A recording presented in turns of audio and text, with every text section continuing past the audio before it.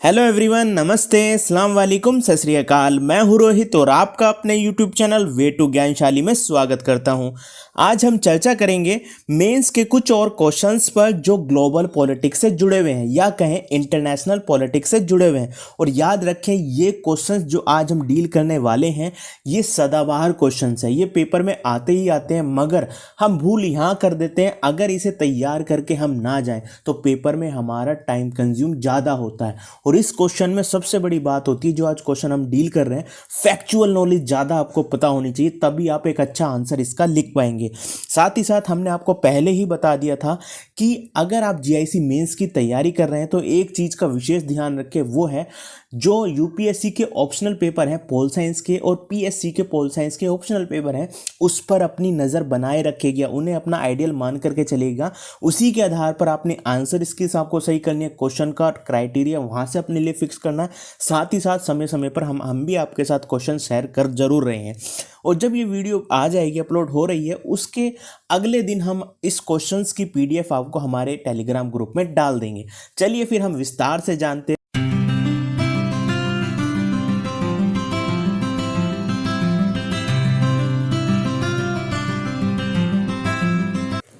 हमारा पहला क्वेश्चन होगा, यूएन की कार्यप्रणाली और ढांचे में बदलाव समय की मांग, अपने सुझाव पेश कीजिए। यानी कि हम जब भी बात करते हैं ना, एक कॉमन क्वेश्चन आता है कि हमें सिक्योरिटी काउंसलिंग में सुधार क्या क्या करने चाहिए, वो सभी को पता है। मगर जो दूसरा क्वेश्चन आता है वो ये आता है कि यूएन की, वो पूरे संयुक्त राष्ट्र संघ की बात करता है, उसकी कार्यप्रणाली की बात करता है, उसके स्ट्रक्चर की बात करता है, उसके ढांचे की बात करता है, उसमें बदलाव की बात करता है कि आप हमें सजेस्ट कीजिए कि उसमें समय परिवर्तन के अनुसार क्या चेंजेस आने चाहिए।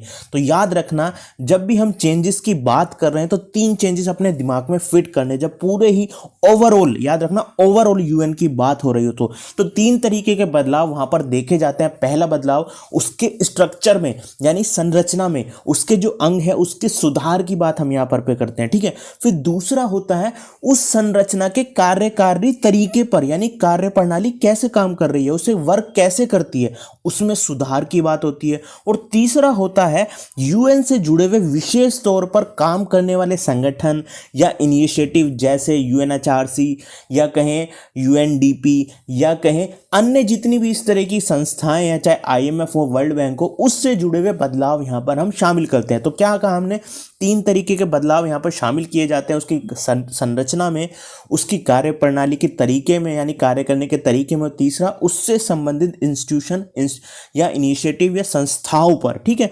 अब हम इंट्रोडक्शन यहाँ पर थोड़ा सा आपको देने की कोशिश करी है कि आप इसी से जुड़ा हुआ खुद का भी एक इंट्रोडक्शन लिख सकते हैं।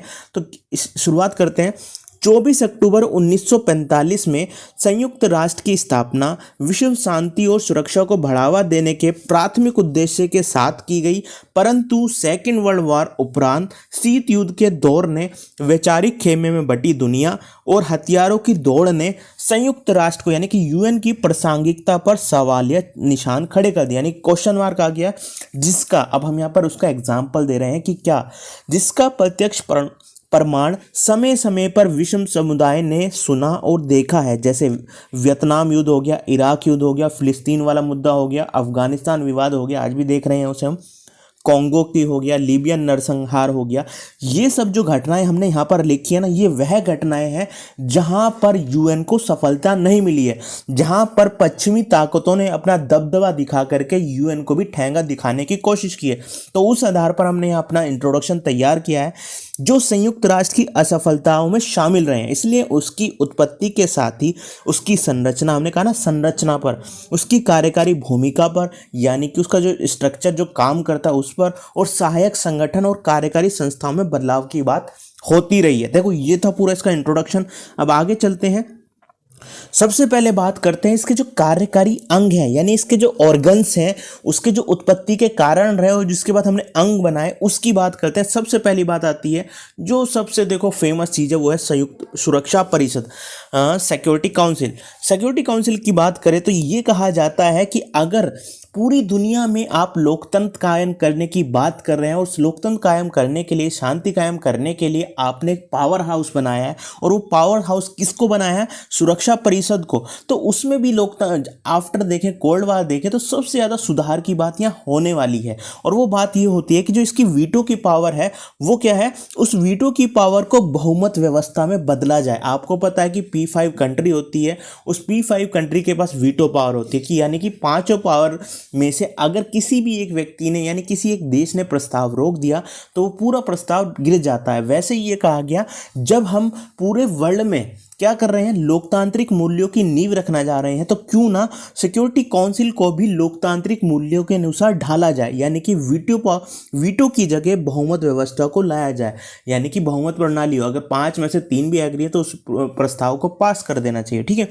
अगली बात करें, लोकतांत्रिक बनाना अर्थात अफ्रीका, दक्षिण अमेरिका के सदस्यों का प्रवेश।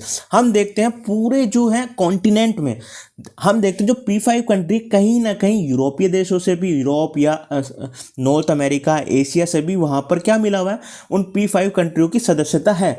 मगर हम अफ्रीका की बात करें, दक्षिण अमेरिका की बात करें, तो वहाँ P5 में एक भी सदस्यता दिखाई नहीं देती है, एक भी सदस्य वहाँ परमानेंट 5 में दिखाई नहीं देता। तो इसे और लोकतांत्रिक बनाया जाए, यानी कि इसमें क्या है, सार्वभौमिक तौर पर सबका क्या है, अनुपात फिक्स किया जाए, सदस्यता का अनुपात फिक्स किया जाए, सबको समान भागीदारी दी जाए।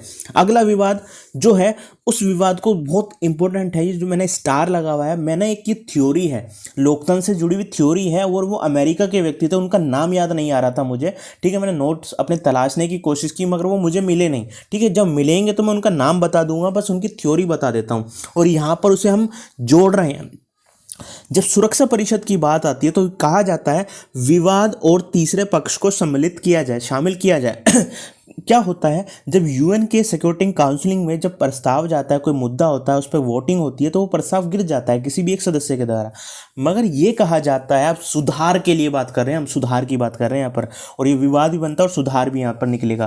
तो ये कहा जाता है कि क्यों ना जब विवाद चल रहा हो, उस परमानेंट 5 और नॉन परमानेंट के 10 देशों के बीच जो 15 सदस्य हैं, वो मिलने वाले उन 15 सदस्यों के बीच उस पक्ष के देश को भी शामिल कर लिया जाए जिस पक्ष से वो विवादित मुद्दा चल रहा है, या संघर्ष चल रहा है, युद्ध चल रहा है, गृह युद्ध चल रहा है, उसको भी वहां बिठाया जाए, उसकी भी बात वहां रखी जाए, उसकी भी वोटिंग वहां कराई जाए कि वो अपने देश में उस पक्ष को युद्ध करवाना चाहता है, उसे मारना चाहता है, चाहे वो आतंकी संगठन हो। तो ये कहा जाता है कि डेमोक्रेसी का विचार था जो अमेरिका के ही राइटर थे उन्होंने दिया था। वो कहते थे ये वहां पर बेसिकली था, किस लिए आया था, जो वहां पर ब्लैक पीपल्स है ना, उसके लिए आया था कि आप जो काले लोग हैं, ब्लैक पीपल्स हैं, उनके लिए कानून तो बना रहे हैं मगर वो उन्हें नहीं मान रहे। तो सबसे अच्छा तरीका उन्होंने कहा था क्यों न हम उस पक्ष को भी शामिल कर लें, जब कोई कानून बना रहे हो, कुछ ऐसी चीज़ बना रहे हो तो ज़्यादा अच्छा रहेगा, पूरे समाज उसे फिर मान्यता देगा।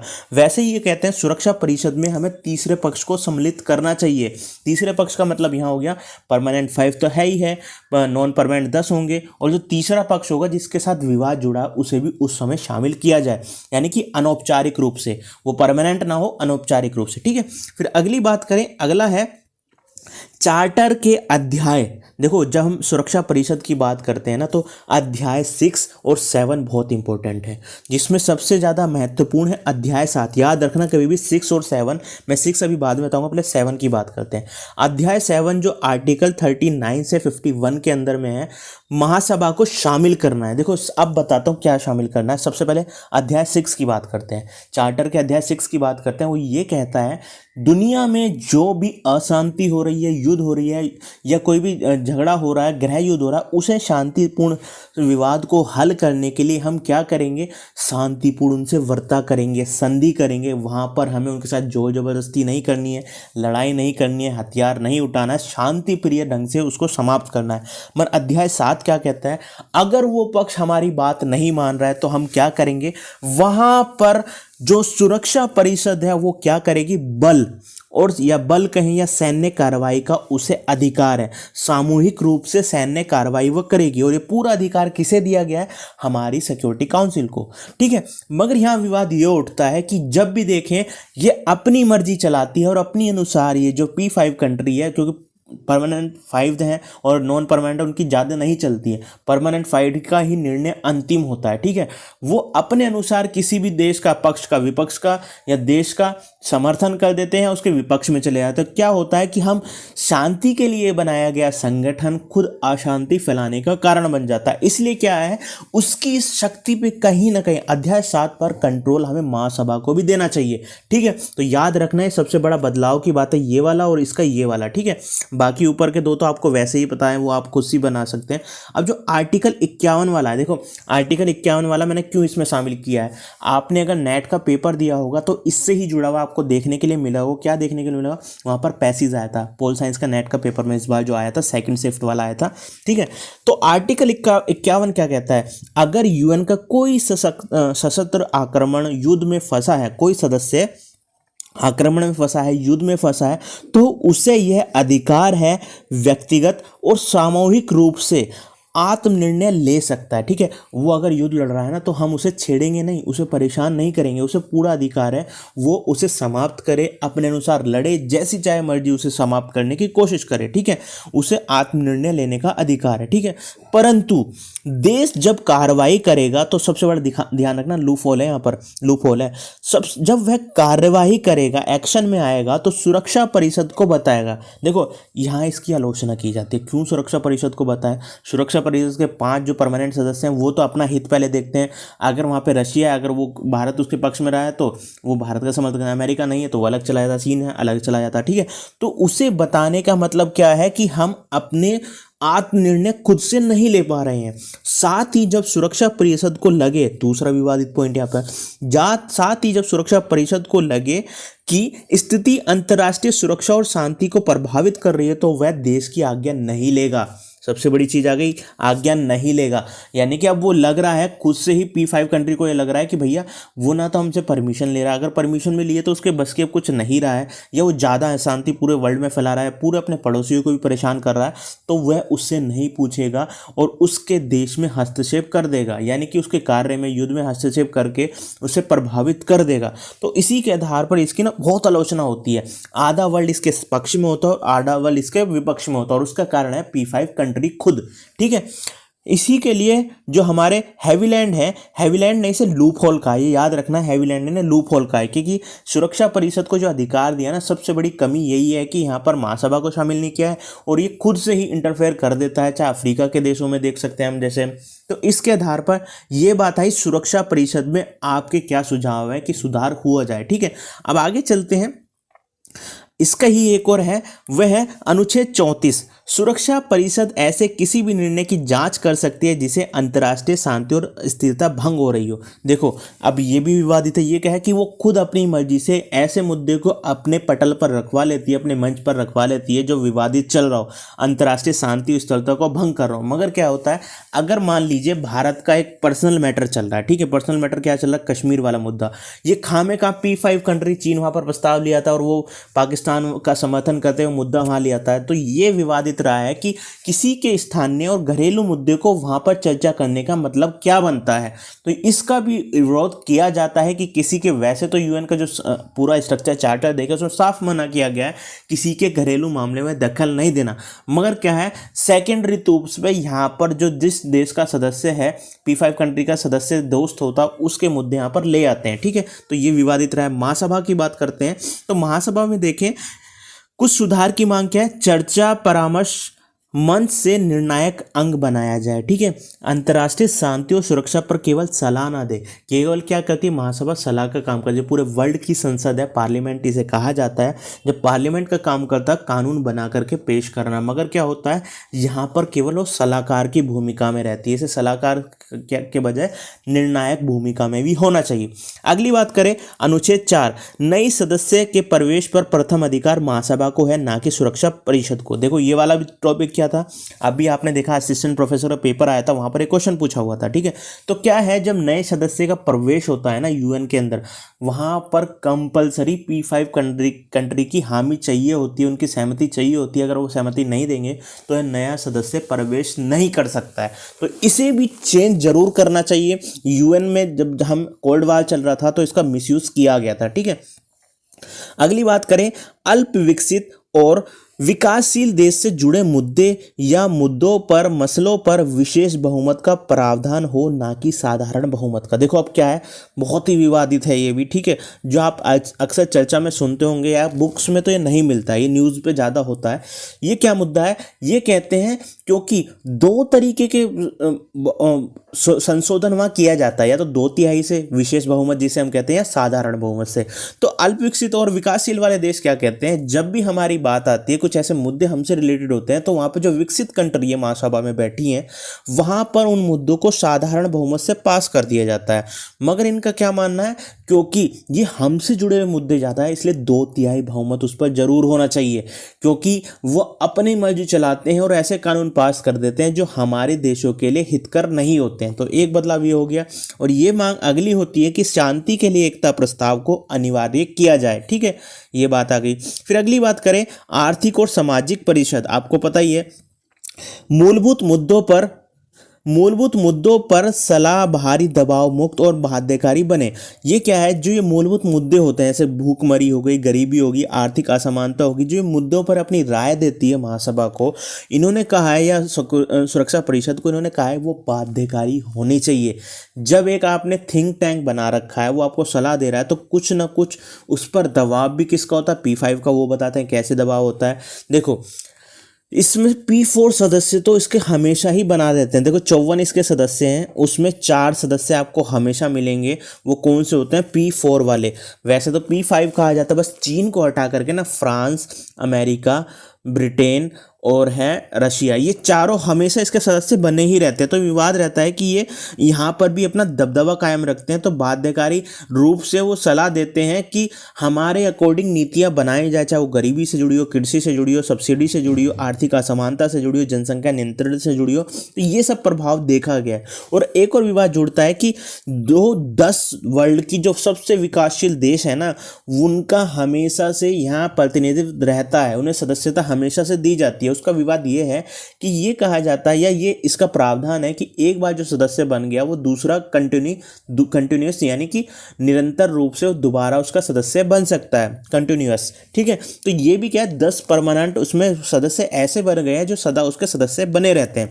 और साथ ही साथ क्या है, क्योंकि आर्थिक और सामाजिक परिषद क्या है, IMF, world bank, ILO, UNESCO के साथ समन्वय करता है, कोऑर्डिनेशन करता है। मगर जब कोऑर्डिनेशन करता है, जब ये अपनी सलाह देता है, तो ये IMF और वर्ल्ड बैंक बाध्यकारी रूप से उसे मानते नहीं है।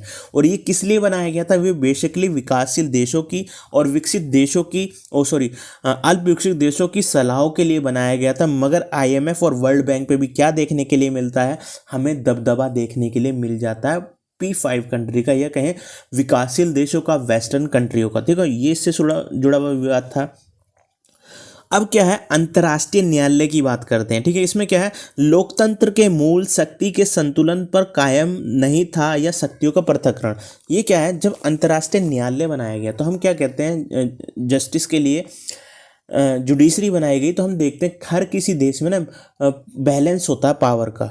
न्यायालय को भी फिक्स उसकी शक्ति दी जाती है, कार्यपालिका को भी और विधानपालिका को। विधानपालिका या संसद किसे मान रहे हैं हम मान रहे हैं महासभा को। और कार्यपालिका कौन है, वहाँ पे जो कार्य को इम्प्लीमेंट करती है, लागू करती है, वो है सुरक्षा परिषद। और जो कोई विवाद होगा तो न्यायालय देखेगा, ठीक है।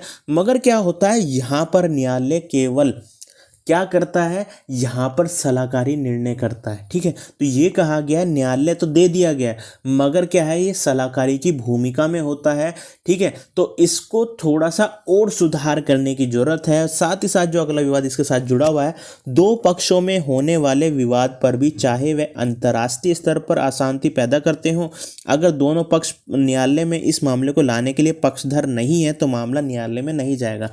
मान लीजिए दो देशों के बीच, हाँ, अफ्रीका के दो देशों के बीच लड़ाई चल रही है, गृह युद्ध चल रहा है, या आपसी विवाद चल रहा है, और एक पक्ष आना चाहता है कि क्योंकि वो गरीब है, उसके पास हथियार नहीं है, और वो आना चाह रहा है कहाँ पर, वो न्यायालय आना चाहता है अपने विवाद को सुलझाने के लिए, सीमा विवाद को सुलझाने के लिए। अगर दूसरा पक्ष भी समर्थन में नहीं है, तो वो मुद्दा वहाँ पर लेके नहीं जा सकता। तो इसका मतलब क्या हो गया, इसका मतलब यही हो गया कि यहाँ पर लिमिटेड शक्ति न्यायालय को दी गई है वहाँ की पहुँच तक के लिए, ठीक है।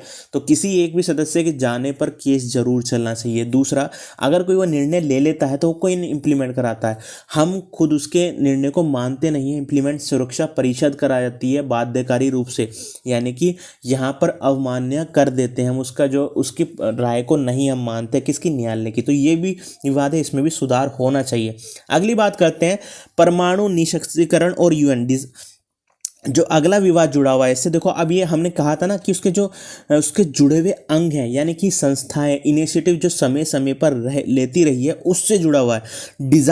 डिजार्मामेंट, ठीक है, न्यूक्लियर डिजार्मामेंट पर जुड़ा हुआ ये विवाद है। तो इसमें क्या है, हम देखते हैं एनपीटी होती है 1968 में, सीटीबीटी होती है 1996 में। फिर जो सबसे नई है, याद रखना सबसे नई है, आधे से ज़्यादा लोगों को पता नहीं होगा इसके बारे में, international campaign to abolish nuclear weapon, ICAN के द्वारा ये करा गया है। इसको क्या मतलब होता है, ये कैंपेन है, ठीक है, एक एनजीओ है, अंतर्राष्ट्रीय स्तर पर एनजीओ है। इसने क्या किया था, वो चाहता था और 100 से अधिक देशों को अपने साथ लाया। इसने बिल रखवाया, प्रस्ताव रखवाया महासभा में, और वहाँ से प्रस्ताव पास हो जाता है, और वो पास होकर के वर्तमान में 2021 में ये लागू हो जाता है। और उसे क्या कहते हैं, उसे कहते हैं treaty on prohibition of nuclear weapon. ध्यान रखना, तीसरी ट्रीटी आ गई है, संधि आ गई, किसको, न्यूक्लियर वेपन्स है उसे समाप्त करने के लिए। पहली एनपीटी, दूसरी सीटीबीटी, अब कौन सी है, टीपीएनडब्ल्यू। और ये किसके द्वारा प्रयास किया गया पूरे वर्ल्ड के देशों को साथ लाने के लिए, वो आईकैन जो ऑर्गेनाइजेशन है ना, ये एनजीओ है, ये international campaign to abolish nuclear weapon, इसकी सहायता से ये किया गया है। मगर आप ध्यान रखेंगे ना, ये क्या है, एनपीटी पे देखें, आज तक भारत पाकिस्तान देशों ने इसकी समर्थन नहीं किया है, हस्ताक्षर नहीं किए। क्यों नहीं किए, वो इसलिए ही नहीं किए कि ये केवल P5 कंट्रियों को ही न्यूक्लियर वेपन्स के परीक्षण की वो देता है, परमिशन देता है। फिर सीटीबीटी क्या कहता है, सीटीबीटी कहता है कि हमें पूरी तरीके से न्यूक्लियर वेपन्स को समाप्त करना है, और ना तो हम अब हथियारों के रूप में न्यूक्लियर वेपन्स को यूज कर सकते हैं, साथ ही साथ बिजली के रूप में भी नहीं, यानी कि एनर्जी के रूप में भी नहीं। अब ये बात आती है, क्या अमेरिका अपने और रशिया, चाइना जैसे बड़े देश जो हैं अपने सभी न्यूक्लियर वेपन्स को समाप्त करेंगे? तो उनका यही कहता है कि भारत का कहना है कि जब तक ये कंट्री नहीं मानेंगी तो हम भारत जैसे छोटे देश जो इनके मुकाबले जो कमज़ोर हैं वो कैसे कर सकते हैं, उन्हें भी तो अपनी आंतरिक सुरक्षा का खतरा रह सकता है, जैसे पाकिस्तान से, चाइना से। तो एक ऐसा तंत्र बनाने की बात करते हैं जो सभी पर समान रूप से लागू हो। ना तो सीटीबीटी ना ही एनपीटी पर भारत ने हस्ताक्षर किए हैं। और सबसे बड़ी बात यहाँ पर आप ध्यान रखें, जो नई ट्रीटी आई है ना, हंसने वाली बात होगी, टीपीएनडब्ल्यू में ना अभी तक जो न्यूक्लियर पावर है किसी ने भी इस पर हस्ताक्षर नहीं करे हैं, ध्यान रखना, किसी ने भी, ठीक है। तो इसी के लिए, इस पर कंट्रोल के लिए कौन संस्था भी बना रखी है, यूएन ने, United nation office for डिसआर्मामेंट affairs. तो इसे मजबूत किया जाए, इसे और शक्तिशाली किया जाए, इसमें सुधार की जरूरत है। अब आगे चलते हैं, आतंक की सर्वमान्य परिभाषा। देखो, आतंक की सर्वमान्य परिभाषा की बात करें तो आतंकवाद रोधी कार्यकाल तो बना दिया है, मतलब आतंकवाद रोधी कार्यकाल अभी बना, ये ऑफिस बना दिया हाल ही के समय में, ये ऑफिस बना दिया है। मगर क्या है, आज तक आतंकवाद को लेकर के पूरे वर्ल्ड में सर्वमान्य परिभाषा नहीं बनाई गई है। उस परिभाषा पर काम करना चाहिए। 1996 में भारत ने वहाँ पर एक प्रस्ताव रखा था जिसका नाम है अंतर्राष्ट्रीय आतंकवाद पर व्यापक संधि। मगर क्या हुआ, ये आज तक एक हम जो है ना सर्वमान्य परिभाषा नहीं दे पाए। वो क्यों नहीं दे पाए हैं, कोई देश जो आतंकवाद का समर्थन करता है उसका रिजेक्ट कर देता है, जैसे पाकिस्तान हो गया, ठीक है। तो इसका विवाद जुड़ा रहता है। आज तक हम आतंकवाद के विरुद्ध एक टास्क फोर्स यानी कि एक सेना नहीं बना पाए हैं, इस पर भी हमें काम करना चाहिए, ठीक है। फिर अगली है United nation high commission for refugee, UNHRC। देखो, ये 1951 में इसकी एक संधि होती, जो बना था 1950-51 में, तो इसकी एक संधि हुई। उसे क्या नाम देते हैं हम, इसको ट्रीटी को शरणार्थियों के दर्जे से संबंधित यूनाइटेड नेशन 1951 सम्मेलन। इस सम्मेलन में क्या हुआ, ये ट्रीटी होती है, तो इसमें क्या किया गया, ये बताया गया कि जो जो हमारे शरणार्थी वाली कंट्री होंगी, जो हमारे शरणार्थी होंगे, वहाँ पर विशेष सुविधा देश उन्हें देगा। जहाँ पर लोग शरणार्थी बन रहे हैं उन्हें राजनीतिक अधिकार भी धीरे धीरे देगा, वहाँ पे उनको परमानेंट भी करेगा। मगर क्या है, भारत जैसे देशों के लिए यहाँ समस्या होती है। भारत क्या है, बांग्लादेश से भी भारत में लोग आते हैं, अफगानिस्तान से भी आते हैं, पाकिस्तान से भी आते हैं, नेपाल से भी आ जाते हैं, श्रीलंका से भी आते हैं। तो क्या है, भारत यहाँ से प्रभावित रहता है। आखिर कितने लोगों को अपने यहाँ शरण देगा, इसलिए भारत उन्हें मान्यता नहीं देता है। और ये है कि उन्हें सुविधा देने से भी पीछे भारत हटता है, क्योंकि भारत के लिए एक बोझ हो जाता है। ठीक है, इसलिए भारत ने अभी तक इस ट्रीटी को साइन नहीं किया गया। भारत का यही पक्ष है कि यहाँ पर सभी लोगों की सही तरीके से बातों को सुना जाए, खास तौर पर अफ्रीका और एशिया के जो देश हैं, यहाँ पर शरणार्थियों की समस्या ज़्यादा है, इनके मुद्दे विशेष तौर पर सुने जाएं। ठीक है, अगली बात करते हैं यूएन की उद्घोषणा और उपनिवेशीकरण, यानी कि डीकोलोनाइजेशन के ऊपर ना 1960 में ये उद्घोषणा की गई थी। उन्होंने कहा था, हम परिभाषा को ध्यान रखना, यही इसका विवाद है, हर रूप में विउपनिवेशीकरण होना चाहिए जहां व्यक्ति को आत्माधिकार, आत्मनिर्णय, हस्तक्षेप, पारदर्शिक अखंडता का ख्याल रखा जाए। अब यहाँ पर फिक्स परिभाषा नहीं दी गई है कि किस तरीके का विउपनिवेशीकरण। तो ये कहा जाता है कि वर्तमान में जो हमारी आईएमएफ है, वर्ल्ड बैंक जैसी जो संस्थाएं हैं, इंटरनेशनल ऑर्गेनाइजेशन है, और वेस्टर्न जो कंट्रीज़ हैं, वो क्या है, अपनी पॉलिसियाँ इस तरीके से बनाती हैं कि वो जो गरीब देश है उस देश को वो ऋण में डाल रहे हैं, उसको गरीब बनाए जा रहे हैं, वहाँ के संसाधन को आज भी लूट रहे हैं। यानी कि अब क्या है, डायरेक्ट तौर पर हम उपनिवेशकरण नहीं देखते हैं, मगर क्या है, इनडायरेक्टली हम कॉलोनाइजेशन का रूप देखते हैं, जैसे आर्थिक रूप में। तो उसे समाप्त किया जाना चाहिए, उसकी परिभाषा में इसे भी शामिल किया जाए, ये अफ्रीकी देशों की मांग है। ठीक है, अगली बात करें UNCTAD, united nation conference on trade and development, और इसे नियो वर्सेस आईएमएफ एंड वर्ल्ड बैंक के रूप में हम शामिल कर रहे हैं। ठीक है, देखो अंकटाक बनाया गया विकासशील और अल्पविकसित देशों की मांगों को रखने के लिए, उनके आर्थिक मुद्दों के लिए बनाया गया। ठीक है, मगर क्या होता है कि और नियो भी इससे ही जुड़ा हुआ था। फिर उन्होंने क्या किया, न्यू इंटरनेशनल इकोनॉमिक और सिस्टम, ठीक है, इसे हम कहते हैं। ठीक है, फिर इसमें क्या मुद्दा आया कि जो आईएमएफ है और वर्ल्ड बैंक है, ये सब बना तो दिए, मगर अभी भी क्या है,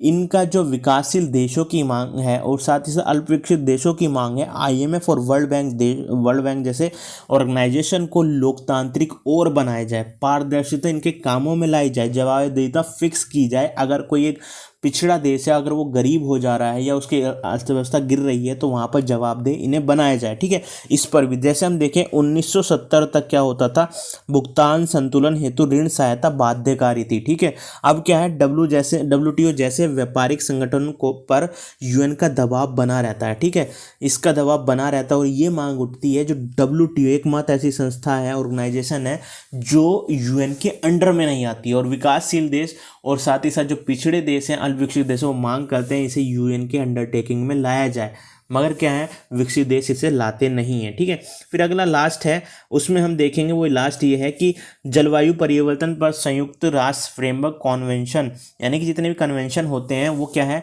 उसको बाध्यकारी बनाया जाए। कैसे, अगर कोई एक देश उससे पीछे हट रहा है, उसे नहीं फॉलो कर रहा, तो उस पर जुर्माना लगाया जाए, अगर हमें इन्वायरमेंट को बचाना है, पर्यावरण को बचाना है।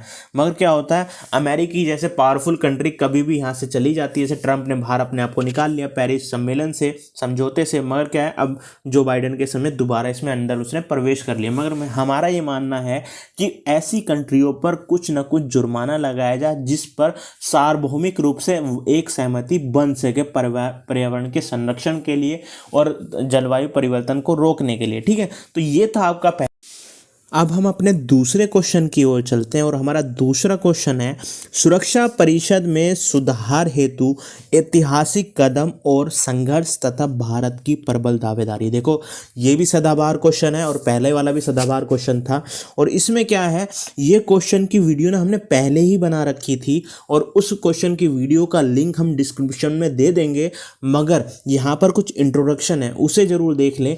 इसमें कुछ फैक्ट हमने चेंज किए हैं, वो चेंज किए हुए फैक्ट की PDF आपको कल मिल जाएगी। तब तक हम उसका लिंक दे रहे हैं, वो ज़रूर आप वीडियो देखिएगा, क्योंकि ये प्रबल दावेदारी भारत की हमेशा पूछता रहा है और वो हमने बोर्ड पे अच्छे से समझाई है कि एक फैक्ट के साथ समझाई है, वो ज़रूर देखिएगा। डिस्क्रिप्शन बॉक्स में उसका लिंक डाल देंगे। बस इंट्रोडक्शन यहाँ देख लेते हैं। प्रधानमंत्री मोदी की अमेरिका यात्रा और जो बाइडेन का भारत की स्थायी सदस्यता का समर्थन क्रम पूर्व के अमेरिकी राष्ट्रपति ओबामा और ट्रंप के समतुल्य ही रहा है। यानी कहने का मतलब ये हो गया, जो बाइडेन, जब हम हमारे भारतीय प्रधानमंत्री मोदी नरेंद्र मोदी जी कहाँ जाते हैं, अमेरिका जाते हैं, तो वहाँ पर भी जो बाइडेन ने भारत की स्थायी सदस्यता का समर्थन किया और उससे पहले ओबामा और ट्रंप भी इसका समर्थन कर चुके हैं। मगर सबसे बड़ी बात क्या है ना, जब बात आई ना वीटो पावर क्या भारत को दी जानी चाहिए, जब वहाँ पर जो बाइडेन चुप हो जाते हैं। ठीक है, जो बाइडेन वहाँ पर चुप हो जाते हैं क्योंकि वहाँ पर इनकी जो पार्टी है डेमोक्रेटिक पार्टी, वो लेफ्ट विंग मानी जाती है और भारत का वो खुले तौर पर समर्थन नहीं करती। जब हम ट्रंप की पार्टी देते हैं, रिपब्लिक पार्टी देखें, तो वो हमेशा राइट विंग कहलाई जाती है और भारत का खुले तौर पर समर्थन करती है, वीटो पावर का भी समर्थन करती है। पर आपको पता ही है, कभी भी हम अमेरिका पर विश्वास नहीं कर सकते। गिरगिट की तरह ये अपने स्वार्थ देखता है और कभी भी बदल जाता है। ठीक है, और यह समय की मांग भी रही है कि पूरे विश्व में यानी वर्ल्ड में लोकतांत्रिक मूल्यों की नींव रखने वाली संयुक्त राष्ट्र के पावर हाउस कहे जाने वाले अंग सुरक्षा परिषद को भी लोकतांत्रिक स्वरूप में आना होगा, क्योंकि इसकी स्थायी तथा अस्थायी संख्या को बढ़ाना होगा। हालांकि प्रथम प्रयास 1963 में अस्थायी सदस्यों की यानी कि नॉन परमानेंट सदस्यों की संख्या 6 से 10 की गई, वहीं स्थायी सदस्यों की संख्या जो यथावत बनी रही है यानी कि 5 बनी रही है। अब वर्तमान में कितने, 15 है। मगर क्या होता है, परंतु शीत युद्ध की समाप्ति पश्चात शक्तियों और मुद्दों के विकेंद्रीकरण ने एक बार फिर इसमें सुधार की आवश्यकताओं को केंद्रित किया है। वहीं भारत इस सुधार की प्रक्रिया में अग्रणी भूमिका निभा रहा है। इसके यानी कि सुधार होना चाहिए, भारत उसका झंडा बुलंद किए रहता है, क्योंकि वह चीन की वीटो पावर से सर्वदा प्रभावित रहता है। इसका उदाहरण पठानकोट हमले के बाद मास्टरमाइंड आतंकी मसूद अजहर जैसे मोहम्मद का सरगना था, हेड था, को फ्रांस द्वारा लाए गए ग्लोबल आतंकी प्रस्ताव को चीन ने पाकिस्तान के समर्थन में वीटो कर दिया। इसलिए भारत अपनी स्थायी दावेदारी पेश करता है, मजबूती से दावेदारी पेश करता रहता है। क्या करें, पठानकोट का जो हमला हुआ था उसमें जैसे मोहम्मद का हाथ था और फ्रांस वहाँ पर प्रस्ताव लेकर के आता है सुरक्षा परिषद में, तो क्या होता है, वहाँ पर चीन वीटो कर देता है कि वह ग्लोबल आतंकी घोषित उसे नहीं होने देगा। तो इसलिए भारत इसकी प्रबल समर्थन करता है, दावेदारी करता है कि हमें सीट दी जाए और उसमें सुधार किया जाए। देखो, अब मैंने क्या किया है, इस पूरे ही चीज को ना 3-4 फैक्टर में बांटा है, 4 उसके क्राइटेरिया में फिक्स किया है। उसका आपको वीडियो हमारी पुरानी देखनी होगी, उसका लिंक जरूर, अगर आप ये वीडियो देख लेते हैं, मैं गारंटी कह रहा हूँ इससे सही वीडियो पूरे यूट्यूब पे नहीं पड़ी होगी। इतने डिटेल में हमने वो वीडियो बना रखी है और ये PDF भी हम आपको कल प्रोवाइड करा देंगे। बस हम बता देते हैं 4 भाग कौन से हैं। पहला, हिस्टोरिकल बैकग्राउंड, हम यहाँ पर हिस्टोरिकल बैकग्राउंड देने की कोशिश की है, कैसे उसमें परिवर्तन की मांग होती रही है पूरे देशों के द्वारा। जैसे हम देखें G4 ग्रुप बनता है, फिर हम देखें ब्रुटस गाली एजेंडा फॉर पीस लेके आते हैं, फिर इब्सा बनता है जिसमें इब्सा में डेवलपिंग कंट्री रही है इंडिया, ब्राज़ील, साउथ अफ्रीका। फिर कॉफ़ी अन्नान भी क्या लेकर के आते हैं, an agenda for further reform. फिर 2005 में देखने की मिलती है द लार्जर फ्रीडम रिपोर्ट। उसके बाद देखने के लिए क्या मिलता है हमें, इसकी जो इसमें 24 इसकी सदस्य संख्या को करने की मांग होती है। फिर G4 भी अपना एक वो देता है, क्या देता है, फॉर्मूला देता है किस आधार पर हमें सदस्यता चेंज करनी चाहिए। ये सब चीज़ आपको उस वीडियो में मिलेगी, बहुत डिटेल में बताया गया, वो वीडियो को जरूर देखिएगा। फिर कॉफ़ी क्लब बनता है जो अगेंस्ट में रहता है G4 के, या कहें Bharat, Germany, Japan, Brazil, Africa के अगेंस्ट में रहता है, तो ये कॉफ़ी क्लब बनता है। और हम देखते हैं 3 छोटे छोटे ग्रुप और देखने के लिए मिलेंगे आपको सुधार की, जो हामी करते हैं। C10 जो कंबाइंड अफ्रीका एक सीट की मांग करता है, छोटे छोटे देश हैं वहाँ पर कंबाइंड सीट की बात करते हैं। C5 हो गए, स्मॉल 5 कंट्रीज़ होगी, जैसे स्विट्ज़रलैंड हो गया, इसमें सिंगापुर हो गया, कोस्टारिका, जॉर्डन, ये सब इसमें शामिल हैं। फिर L69 है, L69 में लेटिन अमेरिका या कहें south America, Africa, India, Asia Asian Pacific जो देश हैं वो इसमें शामिल है, 69 कंट्री है। फिर हमने अगला जो भाग बांटा हुआ है भारत की दावेदारी को लेकर के, उसमें हमने बात की है इंटरनल रोल एंड फैक्ट की, कि आर्थिक आधार पर भारत की प्रबल दावेदारी कितनी मजबूत है। यहाँ पर हमने बहुत सारे पॉइंट लिखे हैं जो आपको बहुत नए भी लगेंगे और बहुत दमदार भी लगेंगे, बहुत फैक्चुअल भी लगेंगे, जिसके आधार पर भारत की दावेदारी प्रबल होनी चाहिए। फिर हम अगली बात करते हैं, यहाँ पर हमने एक्सटर्नल रोल को बांटा है कि एक्सटर्नल रोल आंतरिक तो हमने बता दिया, अब बाहरी रोल पर बाहरी स्थिति के आधार पर जो भारत के द्वारा किए गए कार्य हैं उसके आधार पर कितनी प्रबल दावेदारी भारत पेश करता है, उसकी हमने यहाँ पर बात की है। इसमें भी कई सारे पॉइंट हैं, ठीक है, बहुत विस्तार स्वरूप आपको उसमें बताया। आपको कोई ज़रूरत नहीं है कहीं बुक में पढ़ने की और वीडियो देखने की, कोई नोट्स तलाशने की, इनफ वीडियो है। देखो दोनों ही क्वेश्चन ना इनफ है, इसके द्वारा भूल जाइए 4-5 साल तक के लिए कोई सुधार होगा। अगर कोई सुधार आता है तो हम वीडियो डाल करके उसे समझा देंगे बाद में, ठीक है। फिर अगला पॉइंट है नेगेटिव पॉइंट। नेगेटिव पॉइंट्स का मतलब यहाँ पर ये हुआ कि क्या ऐसे कारण रहे हैं जो भारत को दावेदारी से पीछे हटाते हैं, ये भी हमने यहाँ बताया है। इसके लिए बस आपको करना क्या है, आपको करना है हमारी डिस्क्रिप्शन में जो लिंक है उस वीडियो को अच्छे से देखना है। उसके बाद भी कोई डाउट्स रहे तो हमें ज़रूर बताइएगा, और हम यही आशा करते हैं कि जल्दी जल्दी वीडियो लाते रहें और आपका समर्थन इसी तरीके से बना रहे। तब तक के लिए इस वीडियो को लाइक करें, चैनल को सब्सक्राइब करें और वीडियो को ज़्यादा से ज़्यादा शेयर करें। जय हिंद, जय भारत।